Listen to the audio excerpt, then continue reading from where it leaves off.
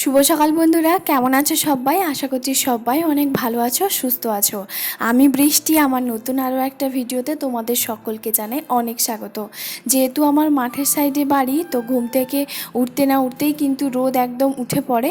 তো এই যে দেখতেই পাচ্ছ যে জানলাটা খুললেই কিন্তু আমার বেডেই রোদটা এসে পড়ে। তো তার জন্য বেশিক্ষণ আর শুয়ে থাকতে যে হবে তার কোনো মানে নেই, তাড়াতাড়ির মধ্যে উঠে পড়ি। তো যাই হোক, উঠেই কিন্তু প্রথমে ঘরটা পুরোটা ঝাড় দিয়ে দিয়েছিলাম। তারপরে কি করেছি যে আমার রুমটা, যেহেতু ও একটুখানি দেরি করে ঘুম থেকে উঠেছিল, তো তারপরেই ওর উঠার পরেই হচ্ছে আমার রুমটা আরও একবার ঝাড়টা দিয়ে দিলাম। তো এই সাইডে হচ্ছে আরও কিছু টুকটাক আমার কাজ বাকি আছে, কারণ কালকে যেহেতু ও এসছে, তো তার জন্য ও যেগুলো পরে এসছে ট্রেনে জার্নি করে, তো সেইগুলো কয়েকটা জামা কাপড় কাচবো বলে এখন হচ্ছে চলে এসেছি বাথরুমে। তো বাথরুমে জামা কাপড়গুলো কেচে তারপরে ফ্রেশ হয়ে আমি একদম চান টান করে বেরোবো। আর আমার শাশুড়িকে যে ওই সাইডে দেখলে, উনি কিন্তু ঘুম থেকে উঠে আগে হচ্ছে একটা চক্কর না মেরে এলে বা কোথাও 1 ঘন্টা না বসলে সকাল সকাল ওনার হজম হয় না। মানে ওনার সকালটাই বলতে গেলে দিনটাই শুরু হয় না। তো তার জন্য ওই যে পাশের বাড়ির যে পিসিমণির ঘরে যে বৌমা আছে, তো ওদের ওখানে গিয়ে বসবে 1 ঘন্টা 2 ঘন্টা, তারপরে এসে বাড়ির টুকটাক যে কাজ আছে সেগুলো করবে। তো এই অভ্যেসটা আমার ভালো লাগে না। আমি ঘুম থেকে উঠে ওই চর্চা করা, পিএনপিসি করা, এর কথা বলা, তার কথা বলা, এইগুলো আমার মোটেও ভালো লাগে না। তো তার জন্য আমি কি করি, আমি আমার রুমের মধ্যেই সব সময় থাকি।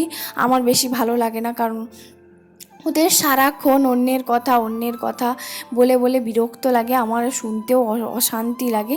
তো তার জন্য আমি কি করি, আমি আমার ঘরের মধ্যেই থাকি। আমাকে এসে এটা সেটা বললে আমার তো আরও বেশি বিরক্ত লাগে। বাইরের কথা এসে ঘরে যদি ঝামেলা হয় না, সেই কথাগুলো শুনলে প্রচণ্ড পরিমাণে রাগ হয়। তো যাই হোক, এখানে হচ্ছে পর্দাগুলো হচ্ছে তোমার ভালো করে গুছিয়ে দিলাম। আর এরপরে চান টান করে ফ্রেশ হয়ে সিঁদুর টিপ পরে এখন হচ্ছে ছাদের উপরে চলে এসেছি জামা কাপড়গুলো শোকাতে, কারণ একদম হচ্ছে ভেজা যে জামা কাপড়গুলো যেগুলো পরেছিলাম সেগুলো। সকাল বন্ধুরা, সবাই কেমন আছো? আশা করছি সবাই অনেক ভালো আছো, সুস্থ আছো। সবার সুস্থতা কামনা করে আজকে আবার একটা নতুন ব্লগে সকলকে জানাই অনেক স্বাগত।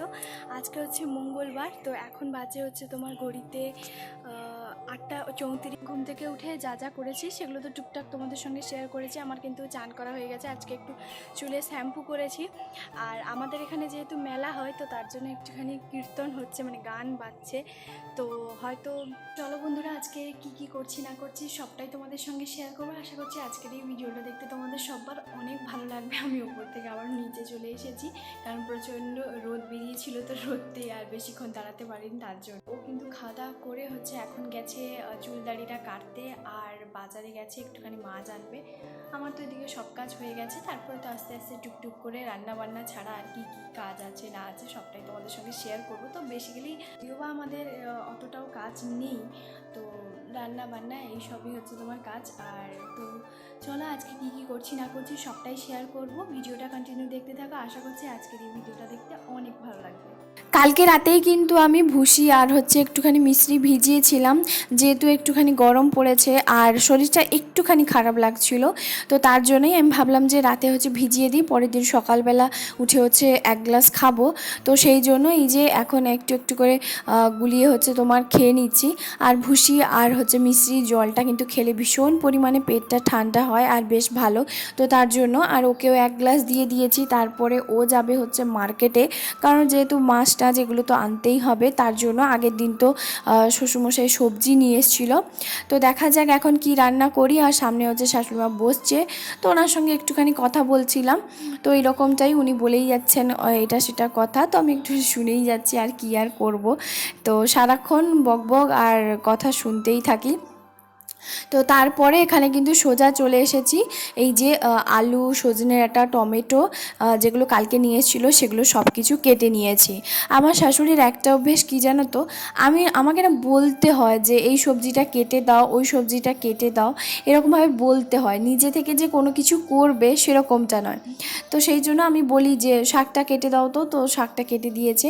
তো কারণ শাকটা কাটতে আমার একটু সময় লাগে, তো তার জন্য। আর এই যে শাকটা কেটে দিয়েছে, এদিকে আমি আলু, কুঁদরি এগুলো সব কিছু মানে চচ্চড়ি বানাবো তার জন্য। তো শাক ভাজা করব, মাছের ঝোল করব, চচ্চড়ি করব, ভাত হবে।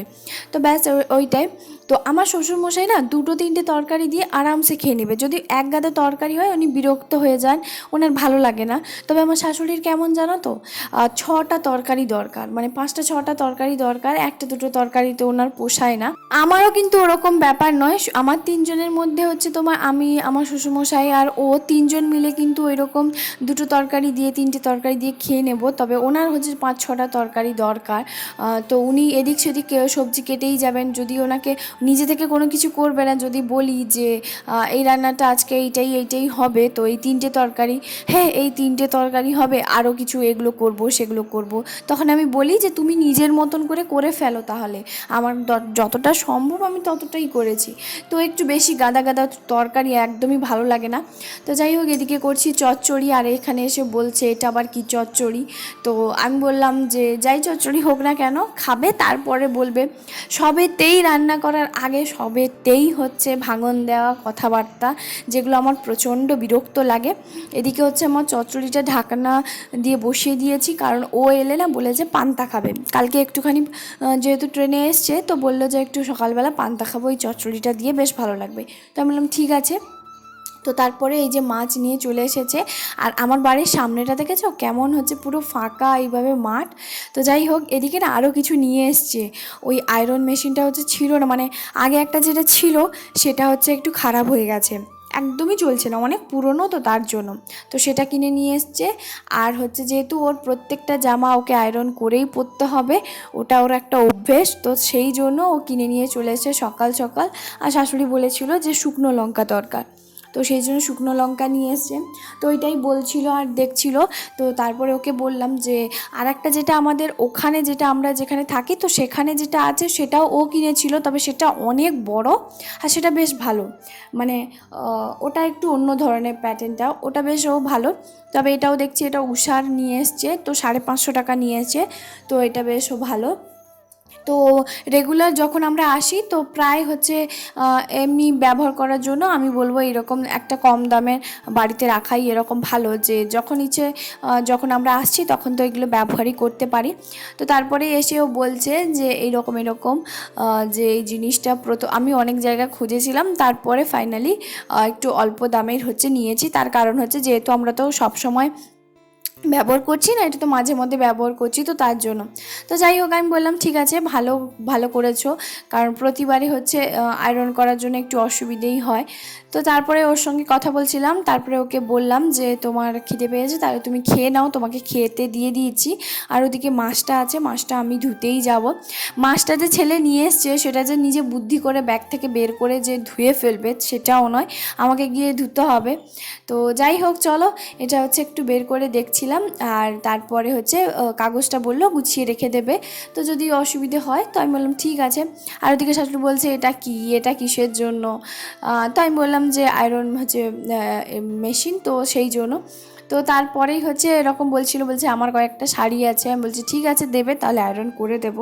তো তারপরে ওনার অনেকগুলো শাড়ি ছিল, তো সেগুলো আমি আয়রন কিন্তু পরে রান্না করার পরে, খাওয়া দাওয়া করার পরে আমি করে দিয়েছিলাম। আর এখানে কাগজগুলো দেখছিলাম।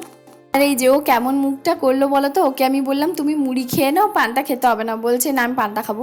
তো যাই হোক, সেই জন্য এইভাবে মুখ এরভাবে করছিল। আর আমি বলেছিলাম আজকে আমার জন্য মেলা থেকে কি নিয়ে আসবে, তো বলছিল যে আমি তো মেলাই যাব না, তো এইভাবে মজা করছিল। তো তারপরে এই যে এখানে হচ্ছে আমি ব্যাগটা থেকে মাছটা বের করে, এখানে আমি ভাবলাম যে ভালো করে সার্ফটা দিয়ে এইখানে ব্যাগটা ধুয়ে নেব। তো ধুয়ে এইখানে সাইডে হচ্ছে তোমার আমাদের একটা জায়গা আছে, তো ফাঁকা বাইরে হচ্ছে আমি শুকিয়ে দিয়ে আসবো। ওনার সেটা পোষাবে না, ওনার সেই কলতলাতে গিয়ে হচ্ছে তোমার ব্যাগটা পরিষ্কার করবে। তাই আমি বললাম ঠিক আছে করতে পারো, কোনো অসুবিধে নেই।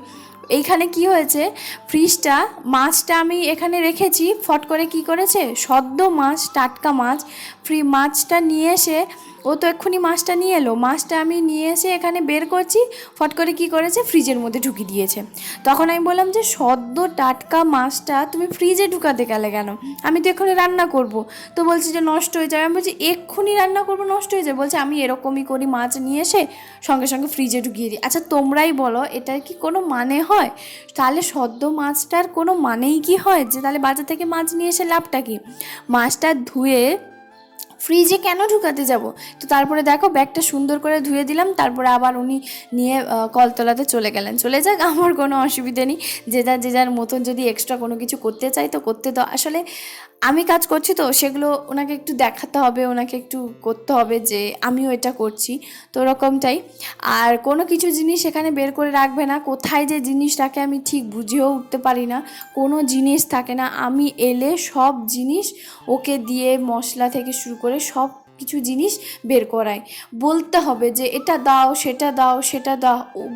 ওনার ঘরের মধ্যে কোথায় যে রাখে উনিই জানেন। ঘরের মধ্যে মশলা কৌটো এগুলো সব কিছু রাখে, যেন মশলা কৌটো এগুলো যেন আমি সব খেয়ে ফেলবো। তো এই জিনিসগুলো না বড্ড বিরক্ত লাগে। রান্না করতে করতে যদি রান্নার ঘরে সমস্ত কিছু জিনিস না থাকে, 14 বার জিজ্ঞেস করতে হয় কোথায় রেখেছো কোথায় রেখেছো, বের করে দাও। অনেক সময় আমি গ্যাস 2-3 বার বন্ধ করে দিই। তো যাই হোক, ওদিকে কিন্তু আমি শাক ভাজাটা বসিয়ে দিয়ে আমার কিন্তু আর একটুখানি বাকি আছে। মাছের ঝোলটা করব শুধুমাত্র, যেহেতু এখন কটা বাজে, ওই 9:30 বাজে, আমার সব কাজ ওই হয়ে গেছে। তো তারপরে ওর হচ্ছে অনেক পুরনো, কারণ ও যেহেতু ক্রিকেট খেলতো তো ওই জন্য ওর কিছু ট্রফি ওইগুলো ছিল, তো ওই মাটির ঘরে তো সেখান থেকে বের করে নিয়ে এসছে। আর এই যে চিঠিগুলো দেখছো এগুলো হচ্ছে বলতে গেলেও অনেক ব্যাপার, কারণ হচ্ছে এগুলো আমার দেওয়া আজ থেকে বহু বছর আগে। তো সেগুলো উনি এত যত্ন সহকারে যে গুছিয়ে রেখেছেন এটাই আমার কাছে অনেক। তো আমার হাজব্যান্ড তো ভীষণ পরিমাণে আমি ভীষণ খুশি, আর সেটাই ও মুচকি মুচকি হাসছিল, বলছে দেখো আমি কত ভালোবাসি তোমাকে, কত পুরনো দিনের হচ্ছে আমাকে আগে দিয়েছিলে, আমি সেগুলো সুন্দর করে যত্ন করে গুছিয়ে রেখেছি। আমিও সত্যি দেখে অবাক। ও আমাকে বলতো যে যেদিন তুমি আমার বাড়িতে আসবে আমি বিয়ের কয়েক বছর পর আমি তোমাকে দেখাবো, যেহেতু আমাদের বিয়ে 3 বছর হয়ে গেছে। তো তার জন্য আজকেও বের করেছে এই হোলির পরের দিন। তো যাই হোক, আমিও ভীষণ খুশি। আর এই যে ইন্ডাকশান ওভেনটা আমার শাশুড়ি কোথায় যে রেখেছিল তার কোনো ঠিক নেই, পুরো একদম নতুনটা ইঁদুর কেটে একদম তছনছ করে দিয়েছে। তাতে আমার শ্বশুরমশাই ওনাকে প্রচণ্ড পরিমাণে বকাবকি করেছে, কারণ ওই যে উনি কোথায় জিনিস রাখেন তার কোনো ঠিক নেই। এমনকি ওর মানে আমার হাজব্যান্ডের অনেক নতুন জামা প্যান্টও কোথায় ওনাকে রাখতে দিয়েছিল, তো সেগুলো কেটে একদম দিয়ে দিয়েছে। তো যাই হোক, সেই জন্য তারপরে এখানে এসছিলাম, মা ভিডিও কল করছিল, কথা বলছিল। তো তারপরে বাবা এই যে ফাইনালি এই দরজাটা শুধুমাত্র বাকি ছিল কালার করার জন্য, তো সেই দরজাটা বাবা কালার করছিল, তো একটুখানি দেখছিলাম। আর তোমরা তো সবাই জানো বাবা এগুলো কিন্তু ভীষণ ভালো করে। তো যাই হোক, তারপরে কিন্তু এই যে খেতে বসে পড়েছি। কালকের একটুখানি শুক্তো ছিল, সেটা আমি রেখে দিয়েছিলাম, একটু বেশি হয়ে গেছিলো তার জন্য। তো শাক ভাজা, শুক্তো, মাছের ঝোল, চচ্চড়ি, তো এটাই দিয়ে আজকে দুপুরে খাওয়া দাওয়াটা করলাম। তো যাই হোক, চলো বন্ধুরা আজকের ভিডিওটা এখানে শেষ করছি। কেমন লাগলো জানিও, নতুন চ্যানেলে হলে অবশ্যই সাবস্ক্রাইব